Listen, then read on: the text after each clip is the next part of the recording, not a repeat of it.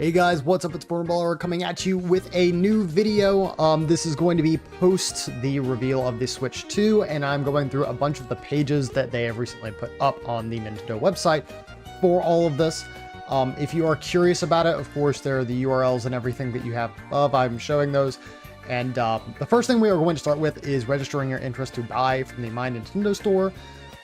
This is probably going to be one of the easier ways to get it if you are already an existing Nintendo Switch Online member. It said that if you've been, I believe it's using the service for a year, 12 months, and then 50 total hours of gameplay, then you should be good to go. I don't know when they would be sending this out, but I have gone ahead and put in my reservation just on the off chance this is where I would decide to buy the console. But in any case, this is here. You can either order the regular Nintendo Switch 2 system or get the bundle of that with a downloadable copy of Mario Kart, and that saves you a good bit of money, which we will go on over in a little bit. Moving on over to the next tab, this is pretty much the main Nintendo website, or like the homepage for all things Nintendo Switch 2. So, has new games, upgrade packs, and Nintendo Switch Online. Does show off the brand new games that we were shown today. Mario Kart World, having a trailer for that. Donkey Kong Bonanza, that's there too. Got Metroid Prime, Kirby Air Riders Dragon Drive, Nintendo Switch 2 Welcome Tour, which I'll have a slight discussion about this in the video I plan to release later. And the Dust Bloods, which is the brand new game from FromSoft. Super cool pickup. Again, just it's still kind of not over that. Not going to go over all of these, but these are basically all of the third-party games that they were able to show off. More good stuff. You are able to watch the full presentation. Then they have the information for upgrade packs, which we were told about, but not really given full information for. Told a little bit about Nintendo Switch Online, the fact that we are going to have the inclusion of GameCube games, and those will be, I guess, drip-fed to us just the same way as the normal games are. And just a couple of these other features here. So the virtual game cards, I'm not going to go over because honestly, it's not something that is super interesting to me, and it's been explained at least pretty okay by everybody else who had to go over it at the time that the first Direct came around. But I do want to go over these two other things, the Game Chat and Game Share. So with Game Chat, they told you basically, during the Direct, hey, the C button is going to be for this new chat feature, and we are going to make sure that you are able to play and communicate with friends and family while you are playing Nintendo games. And so, this is a pretty generic chat feature. The camera is not included with a console. That is a separate accessory that you have to buy if you think you are going to use that feature primarily, but allows a group of 12 people to chat while playing games. So you know that now. And again, it's USB-C with the camera. And again, there is the integration with a couple other games. It's not just for game chat that camera is used, but I have a feeling that's going to be the reason why most people would want to get this. So again, using the C button, has a built-in microphone, it has the camera that you can use, and then of course the game sharing, being able to share your screen and everything, even while playing different games, is cool. I mean, it's basically just an integrated Discord system, right? Or whatever other kind of team chat that you like to use. So again, they are talking about how the camera has in-game functionalities. I don't know how well this is going to work, honestly. I hope that it works okay, but I can't really say, until we really get our hands on it. This may actually be at some of the preview events that they're doing, having the camera playable with games like Mario Party Jamboree. And then they have the share feature. Talk about it a little bit here. And then this was the very important thing that I was extremely worried about when we first got the announcement, but they did say that only friends can be invited. So you have to invite people from your friends list to be able to do game chat. It's not just an open chat board that you're able to just join for like a game lobby. And then verification by text message. I think this is part of the parents and guardians feature where you can, just confirm that you actually want to talk to this person instead of just being invited directly. And then, of course, they give you an option for reporting the content. They do give you a little overview of the parental controls that you can click there, but I'm good on that. A little bit older, especially don't need that anymore. But Game Share is the next thing. So really, before going over all of this, leaving this here for you to read a teensy bit, really this is basically just DSi download play. Like the fact that you're able to play a game that you technically don't own, but your friend owns and is a multiplayer game. This is an incredibly good feature. I don't know that this will really make a huge impact because a lot of people have probably bought their games already, but especially for future Nintendo Switch 2 games like Mario Kart, I think that this is an incredibly good feature. This prevents people from having to buy the games themselves if they're not like a primary Nintendo gamer. If they really wanted the console and they just had these select games they wanted to buy, you can just play your friend's copy and you're still playing multiplayer. You don't even have to be like sharing the game or having to borrow it. So this is all good. And it's kind of like, I guess, something you can do in tandem with the virtual game cards, but it says share your games in person. And of course, these will be shared locally and they have to be between Nintendo Switch 2 systems.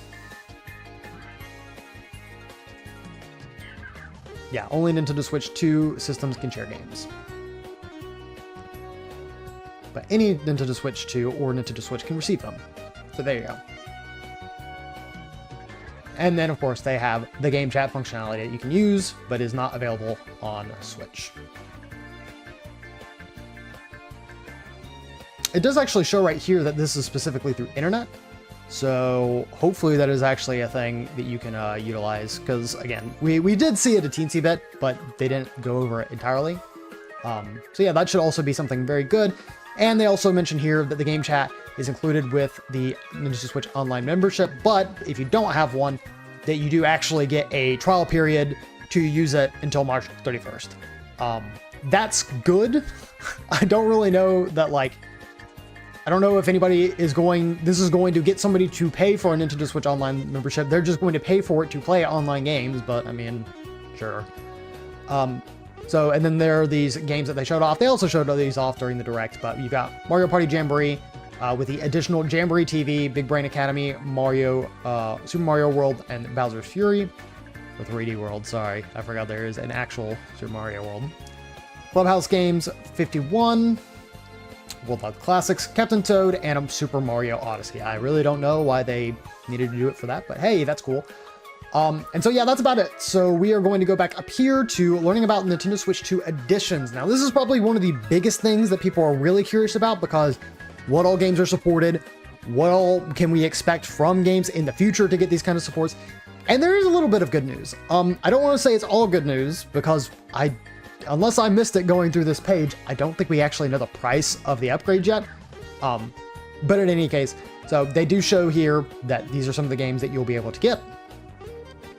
And they'll only be playable on Nintendo Switch 2, which makes sense. They are Nintendo Switch 2 edition games. And another thing that was we were pretty certain of, but it was a little bit up in the air. Specifically, if you have the game physical or digital, you can upgrade to the Switch 2 edition, which is very good. It allows you to save a little bit of money. Again, you're still going to be spending money on a Nintendo game, whether or not it's something that you really want, but it's also, at that point, a potential upgrade. You don't have to do it if you don't think that you would utilize any of the new content. And they talk about all of these examples of new features coming to a game with a Nintendo Switch 2 edition. So basically, camera functionality, camera play, having the game share, using it in 1440p, so having much more high quality gameplay, and visually enhanced with better framing. Then the other Twitch games that they include here, I'm not going to go over every single little thing, but they do have Zelda Breath of the Wild and Tears of the Kingdom. These were two games that we were likely to see. Mentioned Mario Party Jamboree before. Kirby and the Forgotten Land with the Star-Crossed World, that is the new expansion coming with this Nintendo Switch 2 edition. I am personally very excited for this. I don't know, again, depending on how much it costs, if it costs me $30 to upgrade it, I might wait a teensy bit, but overall, I mean, just getting the better frame rate is going to be really huge for this game, because this game is visually beautiful, but it does dip frame rate here and there when it gets to some intense parts of it. So this gives me a completely whole reason to replay the game if it's priced reasonably. Another game that I expected, or another two games I expected, Legend ZA and Metroid Prime 4, both will have in quality enhancements to performance and frame rate. And then Metroid Prime just completely blasts out of the water. It's like, okay, you got all this. You got mouse controls, you got better textures and load times, you got different performance modes, like all this stuff.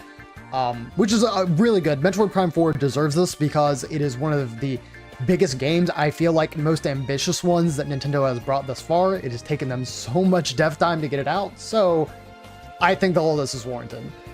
And then we talk about the purchasing for these games.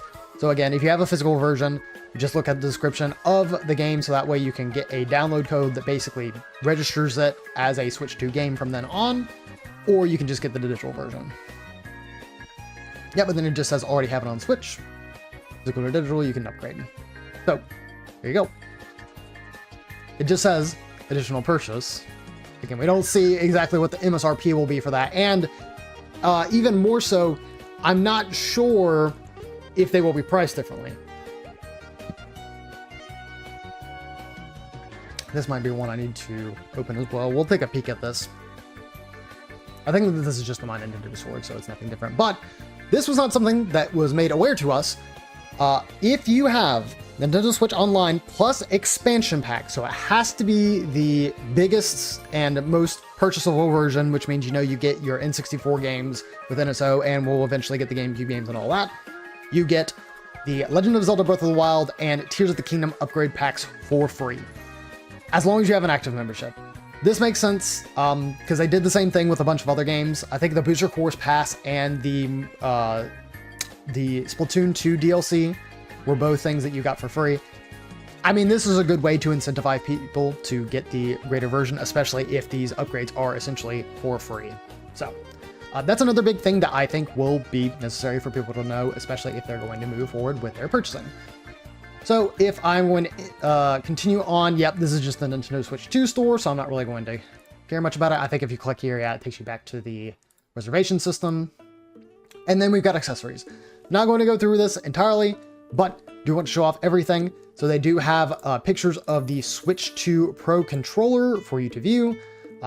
Looks great, and I mean, the regular Pro controller didn't have anything too odd about it that I had any personal gripes with, so seeing it just kind of improved upon is good. And then it has the additional buttons on the handles.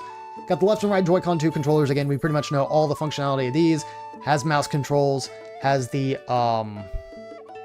C button included, and then it will have just most of like the HDR rumble and or not the HDR rumble, HD rumble, and then it'll have NFC support.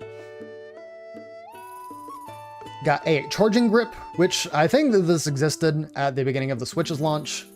This is just, I guess, an additional thing you can get. I'm not probably going to get one myself. Same with the Joy-Con straps, same with these wheels. Not something I really want and or need. And then you got the Nintendo Switch 2 camera. So this is going to be $50. It's a little expensive, but I mean, it is a camera, so it's not something that you can just like price at like $20 to $30. Because it probably does take a good bit of dev time to make sure that, you know, you have that. And then, yeah, it just gives a small overview, place the Nintendo Switch 2 camera wherever you like, and adjust its angle to get the best shot. So, and I'm sure that they will have a way in the settings of the Switch 2 itself for you to kind of manipulate these things, maybe even some zoom functions, so that way you just have an easier time using it. Nintendo Switch 2 dock set is $110. That is incredibly expensive just for a docking station. The regular Nintendo Switch docking station was already incredibly expensive, so I can honestly see like when third-party manufacturers get out and start being able to produce their own docking stations for the Switch 2, I kind of have a feeling a lot of people are going to go that direction if they need another one. Because that's very, very, very, very expensive just for a dock. And you know, it comes with cables and stuff, but like, dude, like that comes with it no matter what. You've got your carrying case and screen protector, $35, it makes sense. All-in-one carrying case, about $80. That's a little expensive if you ask me, but I don't know the material it's really made out of. I'm sure it's okay, it's good. It looks fine. You got your Nintendo Switch 2 AC adapter, which again is just a charger. Which, interesting enough, it's not like an actual brick. It is just a plug-in. So it's not even a, it's not even something like that's super complicated or attached. Yeah, because this is the same thing for the dock. And then it, of course, mentions, well, we have officially licensed Mario and Nintendo SD cards. Yeah, whatever. Yeah, I never have really cared about that. But, I mean, I guess if you were that worried about your game not being compatible with the Switch, or your SD card being compatible with the Switch, there you go. It has Mr. Mario on it. So, these are all mostly good things. You know, there are some things here and there that we can say might not have been excellent, but for the most part, I do think that everything we've been shown so far is promising. this is where we start getting into some of the concerning news, which some of us already had assumptions of. So, if we move on to Donkey Kong Bonanza, I can show you the whole page here in a second, but the main thing I wanted you to see is that the game price is $69.99 MSRP, which means now for new Nintendo Switch 2 games, we will be paying $70. This is a little bit of a bummer. I know the game industry is going this way. I know that there's probably also a whole bunch of other reasons why they would do that, whether or not it's with the government tariffs or things like that. In any case, having this be $70 is not exactly what we want to see, because just cost of living and everything's going up, but I don't want to make that like a huge thing of this video. Just letting you know ahead of time, $70 looks like it's probably going to be the mainstay for upcoming Nintendo Switch 2 games. And again, you can view all of this stuff if you'd like to. Just a bunch of information and blurbs about the brand new DK game.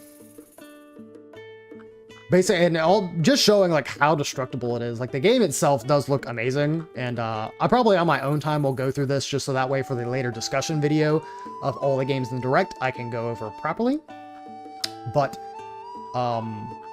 yeah, so all of this looks good. The only exception is this $70 price tag, which unfortunately is even worse for the upcoming Mario Kart World, as it is $80 MSRP, with like 3 asterisks next to it. I think if you scroll all the way to the bottom, yeah, it says manufacturer's suggested retail price, actual price may vary. So they're saying that this has to be $80. I'm assuming that they could probably change this since, you know, the release is still about a month and a half away, but it is underwhelming, right? I think that for most of us, paying near $100 for a game is not something that we really want to do. I do think that Mario Kart World is or from what we've seen, again, I don't want to make, you know, any huge assumptions, never touch the game, never anything like that. I think that what we've been shown is a game that is high quality enough that it could be the $70 price tag that it has become standard. Mario Kart is a fan favorite franchise and is something that they can charge whatever they want to for, but $80 is a little steep. I don't really know what spurred on this decision, especially because the Switch version, or especially because the Switch 2 bundle actually is cheaper. So, you know, you get your $450 console, and then the $500 one comes with the digital game. I guess that's just because they don't have to include a physical version. Personally, I would like a physical version of the game. I like physical versions of most of my games, so if I have to pay $80 for just the physical, I will. But I do realize that in general, this is not ideal for a lot of people. Anybody who will probably be able to make up the extra money, you know, in between, but nobody wants to, right? Nobody wants to spend that extra $10, really $20, right? Because we're so used to $60 games as Nintendo Switch fans.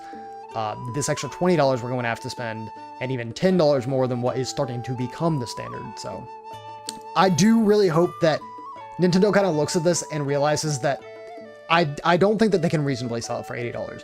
Primarily because this is one of their tentpole games, was one of the best sellers on the Nintendo Switch. I think was the #1 seller, unless I'm mistaken. If your most popular game is going to sell that much at $60 or even less because it was packed in so much, and you expect the new game with a bumped up price to sell exactly as much, I don't really know that that's how it works. Of course, I am not in any way, shape, or form a business major. I don't have any background in like marketing or anything like that. I don't see this being something that is appetizing to anybody. The game itself looks amazing though, which again is the unfortunate part.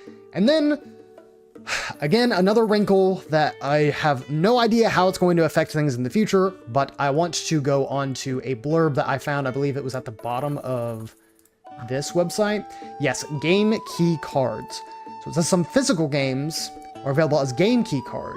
Insert a game key card to download the full game to your system and start playing it like a standard game card. And so it takes you to a customer support place and not actually another thing. So it goes over it. I probably will read this as verbatim as possible, just so that way I don't make any mistakes. Game key cards are different from regular game cards because they don't contain the full game data. Instead, the game key card is your key to downloading the full game to your system via the internet. So again, as I had kind of alluded to, this is not a physical game. This is not a game with data on it. This This is not something where you can actually, bring it to a person's house, I don't think.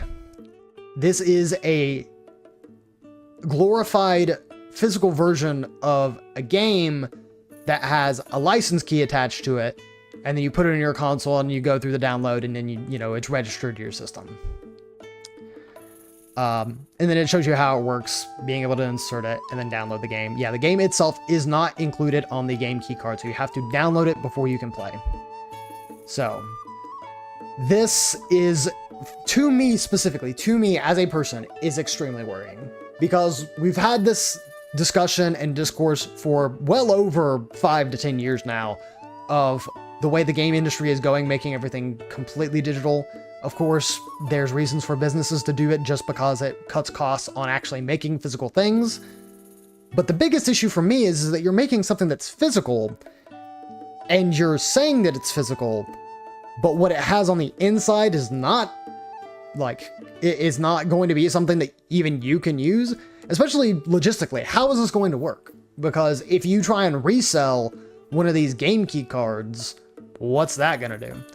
Now, I don't know how frequently they're going to be using this. I don't know that they're going to be using this for Mario Kart World or DK or Kirby Air Ride or whatever else.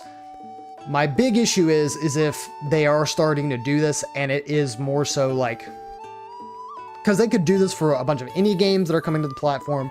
They could also be doing this for third-party games that are coming to the platform. And I do think that in any of those cases, that's still bad, because you're going to want to have a physical version of the game. That's why you bought it in the first place. You didn't just want to download it, you wanted a physical. That's why most people buy things like that these days. And saying this is potentially not even a game that you own, it's just a license on a little thing that gets registered when you put it in, that definitely rubs me the wrong way. And this is probably my biggest takeaway, or this is probably my biggest disappointment from all the information that we've got so far. I don't want to say I've gone over absolutely everything that we've seen for the Nintendo Switch 2. There are probably several other websites that I'm missing.